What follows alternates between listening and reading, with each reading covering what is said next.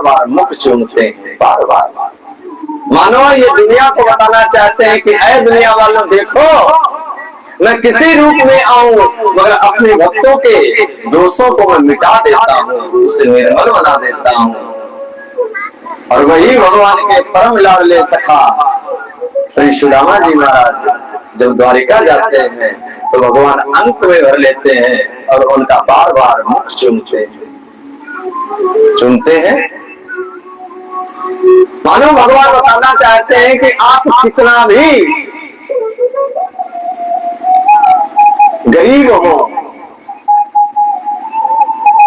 मगर मेरे लिए आप मेरे हैं, अपने हैं, और आपके कल्याण के लिए मुझे जो करना पड़ेगा करूंगा। दुनिया वाले, मैंने बहुत सारे कथावाचकों को सुना और सुनता भी हूँ।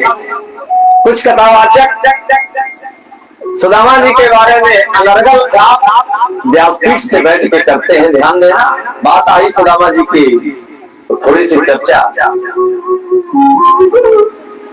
सुदामा जी के बारे में अनर्गल बोलते हैं और सुदामा जी के बारे में शायद वो जानते ही नहीं हैं कि सुदामा जी है क्या। अरे जिसने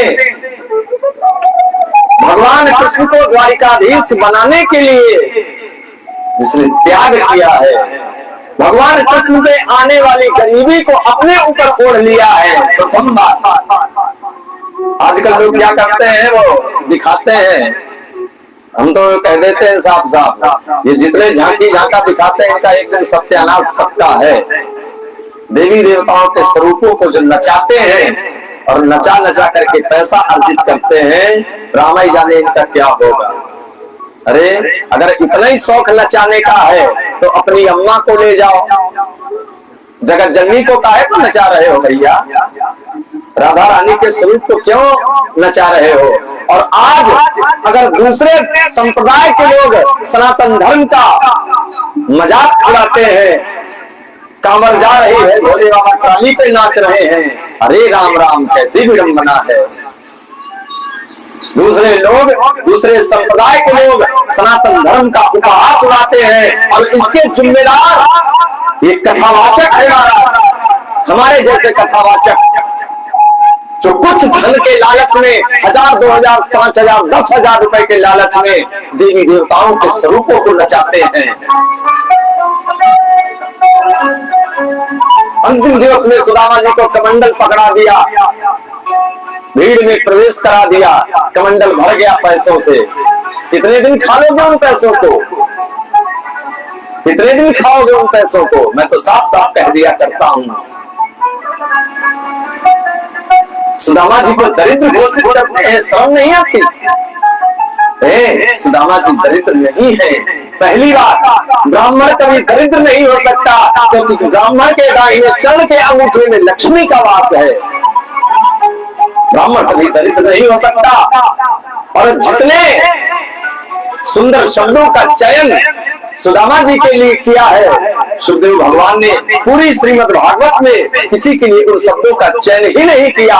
इतने सुंदर विशेषण कहे हैं। क्या सुखदेव भगवान से आज बच्चा लोग होशियार हो गए? नहीं, मगर मेरा झंडा रहे ऊंचा, झंडा ऊंचा रहे हमारा। जो मन में आया से बोल रहे हैं, जो मन में आया। और आजकल की जनता इतनी क्रूर हो गई है, पंडित जी झांकी नहीं लाए हो।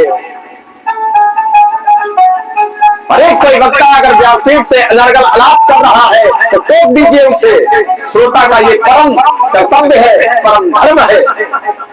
मगर ना ताली बजाएंगे बैठ करके, अपने धर्म का उपहास करवाते हैं, फिर कहते हैं सनातन धर्म नीचे जा रहा है।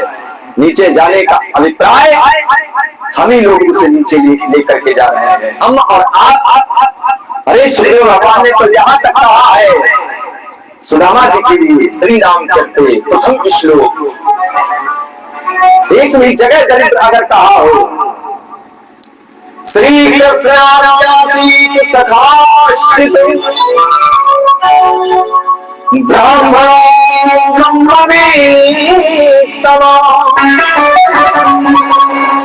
विरक्त इंद्रियार्थेषु प्रशांतात्मा जितेन्द्रियः। अरे महाराज, जिसने 10 इंद्रियों को अपने बस में कर रखा हो, क्या वो दरिद्र हो सकता है? भगवान के साथ में जिसने एक थाली में भोजन किया हो ठाकुर साहब, क्या वो दरिद्र हो सकता है? गरीब हो सकता है?